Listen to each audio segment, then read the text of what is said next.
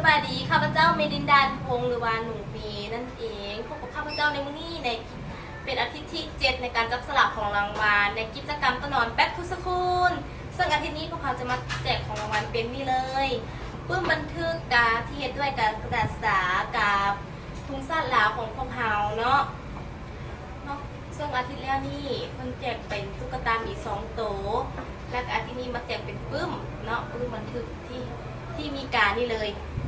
การจับของห้าตัวหนอนของพวกเขามีเลยมีนี่เลยเต็มของทางห้าพวกเขาเนาะนอกจากนี้พวกมาพูดเกี่ยวกับห้าพวกเขาตึงอีกเนาะซึ่งห้าของพวกเขานี่ตั้งอยู่บนใกล้บนไกลอยู่ที่บ้านท่าหลวงใต้ใกล้ๆกับแถวอันพ้อยหมากนั่นเองเนาะเพื่อบุกประกาศห้าของพวกเขานี่มีขนมหลากหลายอย่างแล้วก็มีปื้มหลากหลายแมวที่เห็นที่ทานเข้ามาติดตามได้เนาะแล้วนอกจากนี้ห้าตัวหนอนตัดกลิ่นเนาะของพวกเขานี่เลยมีเค้กน้องใหม่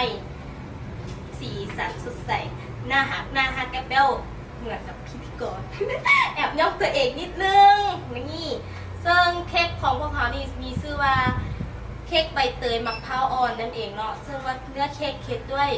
ใบเตยสอดไส้ด้วยมะพร้าวอ่อนแล้วก็ราดหน้าด้วยครีมสดนั่นเองเนาะซึ่งวันนี้มาถ่ายทำยูฮันปื้มเลยอนุญาตเอาเข้ามาเนาะธรรมดาแล้วของทางห้างของเขามีข้อห้ามเลยห้ามเอาของกินเครื่องดื่ม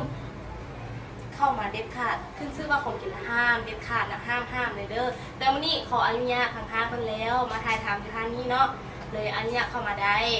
ซึ่งผู้ใดสนใจสามารถเข้ามาชมได้หรือว่าเข้ามาซีมได้ที่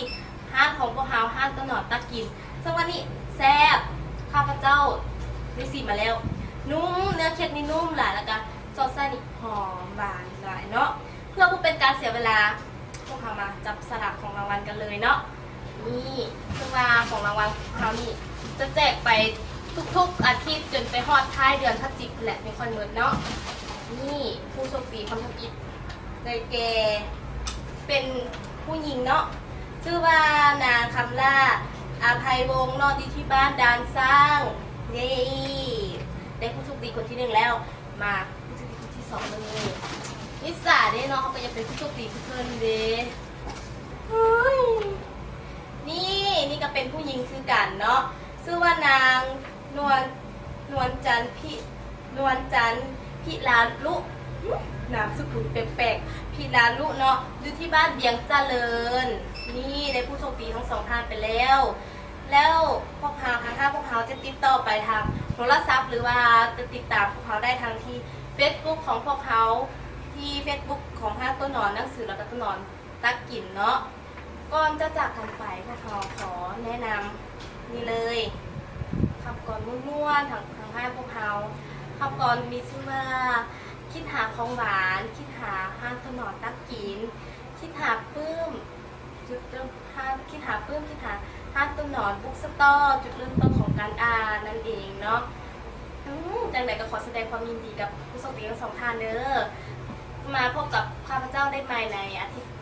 ที่ต่อไปคุณแหละซึ่งอาทิตย์นี้ขอลาไปก่อนสบายดีบ๊ายบาย